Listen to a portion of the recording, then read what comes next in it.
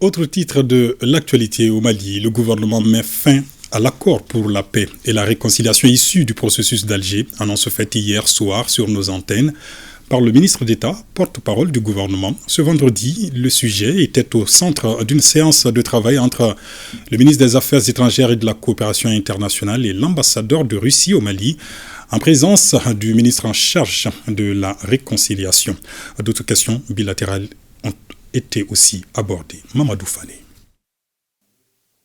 Le ministre des Affaires étrangères et de la coopération internationale, Abdoulaye Diop, a reçu ce vendredi l'ambassadeur de la Fédération de Russie, Igor Gromyko, en présence du colonel-major Ismaël Ouagé, ministre de la Réconciliation, de la Paix et de la Cohésion nationale chargé de l'accord pour la paix et la réconciliation nationale. Au cours de cette rencontre, les ministres ont informé le diplomate de la Fédération de Russie sur les développements récents intervenus au Mali, y compris la dynamique impulsée par le chef de l'État en ce qui concerne l'appropriation nationale du processus de paix. À cet égard, ils ont insisté sur l'attachement des autorités de la transition à maintenir, voire renforcer leur engagement en faveur de la paix, de la stabilité, de la réconciliation et de la cohésion nationale. Le ministre Diop et l'ambassadeur Gromyko ont ensuite échangé sur des questions bilatérales visant le renforcement des liens de coopération politique, économique et culturelle entre le Mali et la Russie. Au lendemain de cette décision, le chef de la diplomatie malienne apporte certaines précisions sur les raisons qui ont motivé le Mali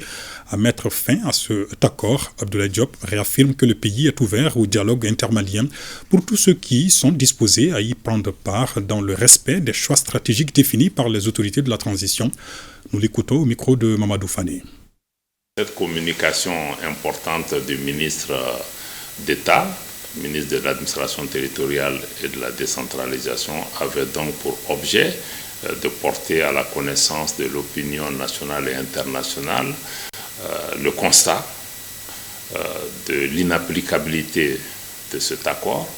inapplicabilité qui nous a conduit à constater le caractère caduc de cet accord et d'en tirer toutes les leçons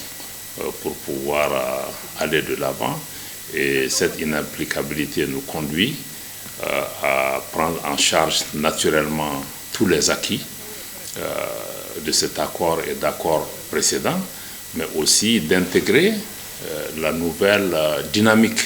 dans laquelle s'inscrit désormais notre pays, dynamique qui a été déclinée de façon éloquente par son Excellence le colonel Assimi Goïta, président de la transition, chef de l'État, lors de son message de fin d'année, le 31 décembre 2023, au cours de laquelle il a annoncé sa volonté de faire évoluer notre pays vers une appropriation nationale du processus de paix et faire en sorte que nous puissions nous donner la main entre Maliens pour créer une dynamique endogène pour pouvoir identifier les voies et moyens de renforcer la paix et la réconciliation. Et la dynamique nouvelle proposée par le chef de l'État comporte des éléments importants parce que l'accord lui-même avait un certain nombre de limitations parce qu'il était conclu essentiellement avec des groupes armés. Aujourd'hui, le dialogue intermalien offre l'opportunité d'élargir la sphère d'inclusion ou d'inclusivité en faisant un recours aux communautés, à beaucoup de communautés maliennes qui n'étaient pas incluses, à d'autres acteurs et à l'ensemble de la population malienne de s'asseoir ensemble et de déterminer les termes d'un nouveau contrat social entre Maliens, comment nous allons faire la paix entre Maliens et comment enclencher une dynamique endogène. L'accord pour la paix et la réconciliation issu du processus d'Alger avait une dimension internationale marquée, mais c'était d'abord avant tout un accord entre Maliens. Nous restons ouverts au concours et à la contribution de tous les pays, de tous les partenaires qui sont des partenaires sincères qui peuvent nous accompagner. Je voudrais, en tant que ministre des Affaires étrangères, pouvoir rassurer les pays voisins, les pays amis africains, les pays partenaires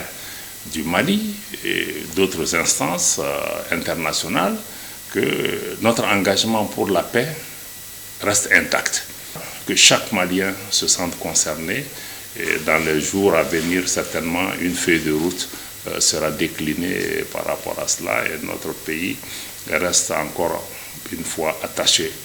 à la recherche de la paix, de l'entente entre les Maliens. Et ceci est possible.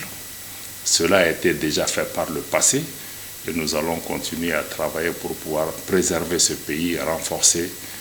nos liens pour pouvoir être un facteur de paix et de stabilité dans cette région.